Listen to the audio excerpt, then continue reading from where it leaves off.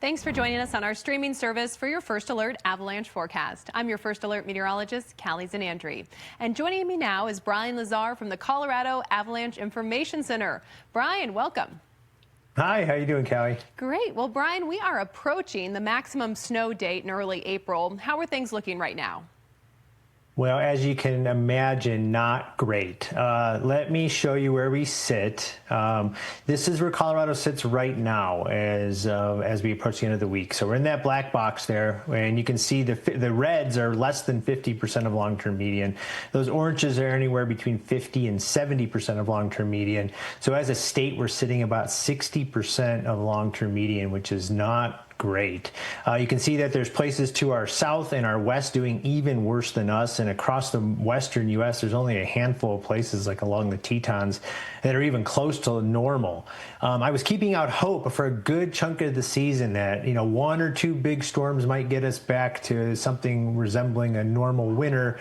That is looking increasingly unlikely as we move forward. That black line is the snowfall that's already in the books. This green line is our long-term median. And as you mentioned, that little star up here at the top is our historical peak snowpack date, which usually occurs in the first week of April. We're getting really close to that, and we are nowhere near long-term median. What these dotted lines show is the projections going forward.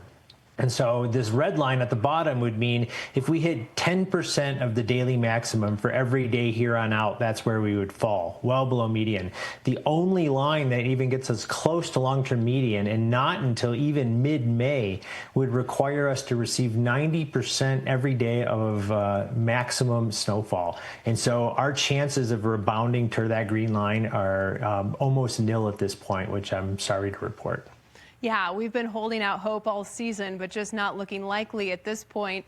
As we move towards the weekend, how are conditions shaping up?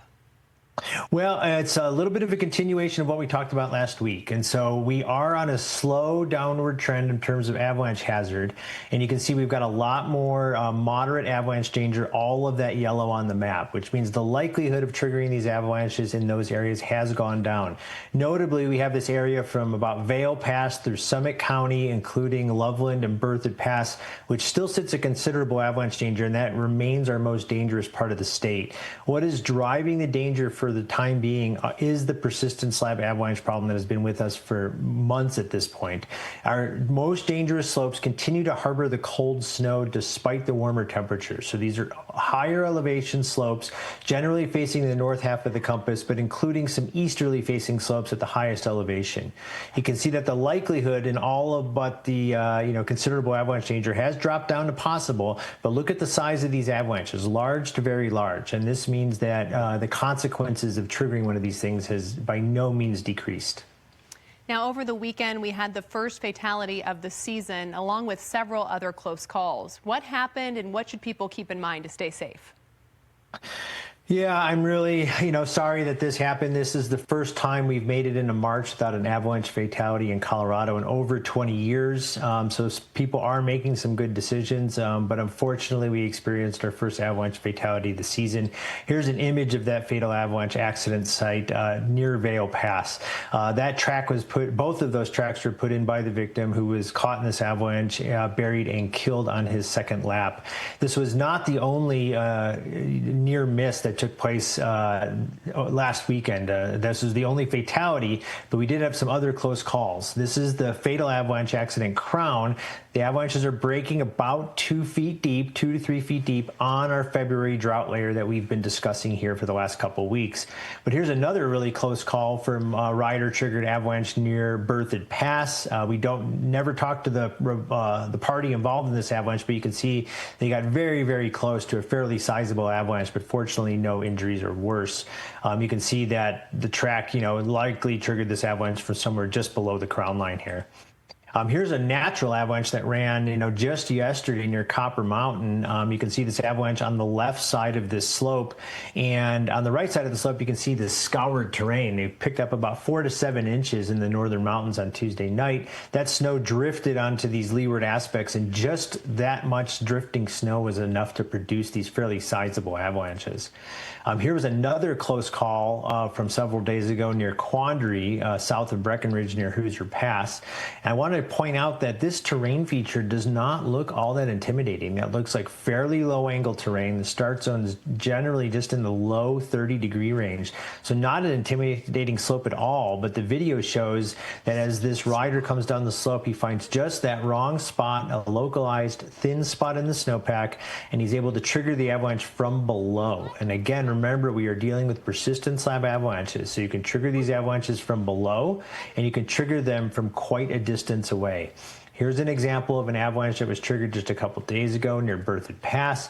This was triggered from hundreds of feet away. The crown broke up to 8 to 10 feet deep at its deepest, ran all the way down to the ground. And fortunately, this person gave this terrain a wide enough buffer to not get caught up in the debris. So we can't emphasize enough that the likelihood of these things is going down, but if you trigger one, they can be triggered from hundreds of feet away, and you can trigger them from below. So we do need to give these steep wind-loaded slopes a fairly wide buffer as we move towards the weekend. Here's one last example of a remotely triggered avalanche on a northeast-facing slope right in that bullseye of the most dangerous aspects near Vail Pass, and you can see just how wide these things are breaking. So it really does emphasize that the likelihood might be going down. The consequences of getting caught in this one are not as illustrated by our tragic avalanche accident last weekend. Now, conditions could change quickly in the second half of the weekend and into next week with record-setting heat possible. What can people expect, Brian? We can expect a big uptick in wet avalanche activity. So I just picked a random spot in the central mountains that looks at temperatures over the coming days. And so this red line is, daily temperature. It goes up and down because of, day and nighttime swings.